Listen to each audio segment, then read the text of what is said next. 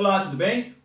Aqui é o Plínio Ventura, do blog atéomomento.com.br, um blog com muito conteúdo de qualidade sobre engenharia de software, e da Inditec, uma empresa que oferece cursos online, cursos em formato EAD sobre engenharia de software. Nós vamos falar nesse vídeo sobre um dilema de alguns profissionais quando o assunto é especificação funcional em contextos de projetos ágeis. A dúvida é a seguinte: utilizar histórias de usuário ou caso de uso para especificar o comportamento das funcionalidades. Em primeiro lugar, é importante ficar claro que, quando nós falamos de agilidade, agilidade é um conjunto de princípios e valores. É o famoso manifesto ágil. Então, vamos separar agilidade.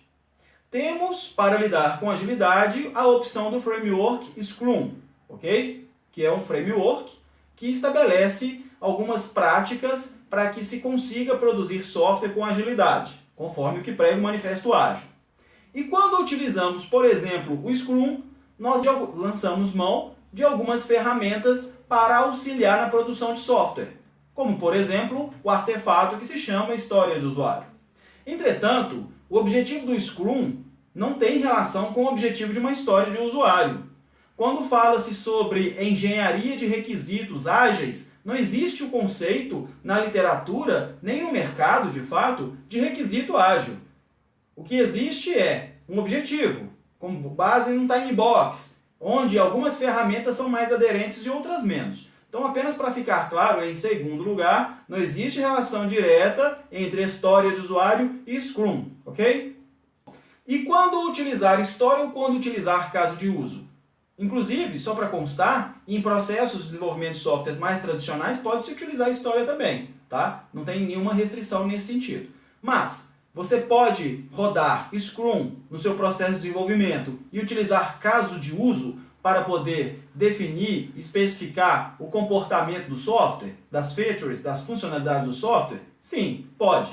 E quando recomenda-se isso? Na minha opinião, por exemplo, é quando a restrição do escopo ela é forte. Ou seja, se trabalha sim orientado a um time box de um sprint, talvez sim, talvez não, orientado a um MVP, mas trabalha-se com uma visão de que o escopo ele é bem fechado. E aí, talvez, na relação com o usuário, na definição do escopo a ser construído, possa ser pertinente ter um maior nível de rigor e até mesmo mais cuidado com os critérios de aceitação. Nesse caso, o caso de uso é um modelo, é um artefato que aplica-se muito bem, porque ele tem já em toda a sua forma, a questão dos fluxos, a hierarquia entre os fluxos, as regras no conteúdo da própria UML, fica mais fácil de você ter uma especificação onde uma maior cobertura de restrições é dada. Ou seja, um nível de rigor maior garante uma visão do escopo mais próxima daquilo que o usuário realmente quer. Porém, fazer um caso de uso bem detalhado leva mais tempo do que fazer uma história de usuário bem detalhada. Quando aplica-se, por exemplo, uma história de usuário? Quando você tem um modelo de processo que rode Scrum, por exemplo, e que nesse modelo de processo exista uma relação mais madura entre a área de negócio, a área usuária e a área de desenvolvimento, onde existe a cultura de verdade, não apenas nos processos desenhados, nos documentos da empresa, existe uma cultura de fato de produzir-se MVP, que é o produto mínimo viável a cada sprint, onde não haja problema muito melindre em fazer refatorações nesse MVP a cada sprint do projeto. Ou seja, havendo um trabalho mais colaborativo, uma maturidade da equipe e um foco mais na qualidade do produto do que no escopo rígido, aí a história é um modelo, é um artefato que é mais fácil de trabalhar porque é mais enxuto, é mais rápido de se produzir e assim você consegue entregar mais em menos tempo.